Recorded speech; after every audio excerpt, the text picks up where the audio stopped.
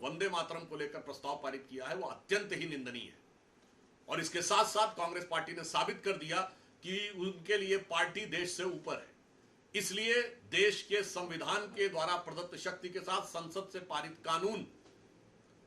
से बड़ा है उनका कार्य समिति का प्रस्ताव। और वो भी कब? गुलामी के कालखंड की कार्य समिति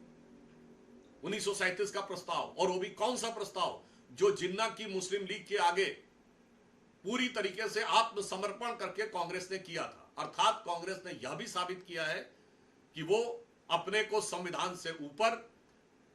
अपने को देश से ऊपर और अपने पार्टी के प्रस्ताव को संविधान के कानून से ऊपर मानती है। और उसके साथ अब इस अटकलों पर विराम लगा दिया है कांग्रेस ने कि वो अब आज की नई मुस्लिम लीग हो गई है। क्योंकि जो जिद मुस्लिम लीग की थी 1937 में वंदे मातरम को लेकर, वही जिद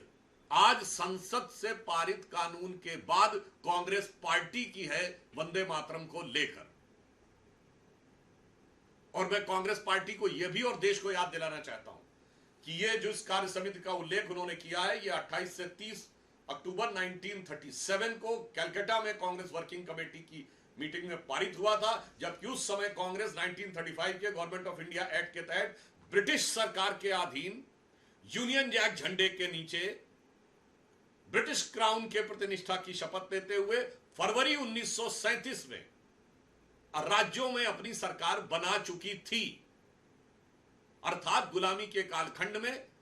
अंग्रेजों के प्रतिनिष्ठा की शपथ लेकर मुस्लिम लीग के आगे घुटने टेक कर जिस प्रस्ताव को पारित किया, उसको स्वतंत्र भारत में आकर उसके लिए अड़ना अत्यंत ही दुर्भाग्यपूर्ण और कांग्रेस की देश के प्रति निष्ठा और संविधान के प्रति निष्ठा पर एक प्रश्न चिन्ह है। और साथ ही मैं कांग्रेस को यह भी याद दिलाना चाहता हूं कि इस कार्य समिति के प्रस्ताव के लिए नेहरू जी ने जिन्ना को लेटर लिखा 6 अप्रैल 1938 को, जो selected works of Jawaharlal Nehru series 1 volume 8 page number 230 से 39 के बीच में प्रकाशित हुआ है, जिसमें उन्होंने सिर्फ ये नहीं लिखा, उसी में बिंदु क्रमांक 9 पे वो जानकारी दे रहे हैं कि कांग्रेस कार्य समिति ने वंदे मातरम को छोड़ दिया है। फिर विस्तार दे रहे हैं कि जिन अंशों से आपको समस्या है वो हम छोड़ रहे हैं। मगर इसी में याद दिलाना चाहता हूं, इसी में वो ये भी लिख रहे हैं बिंदु क्रमांक 12 के ऊपर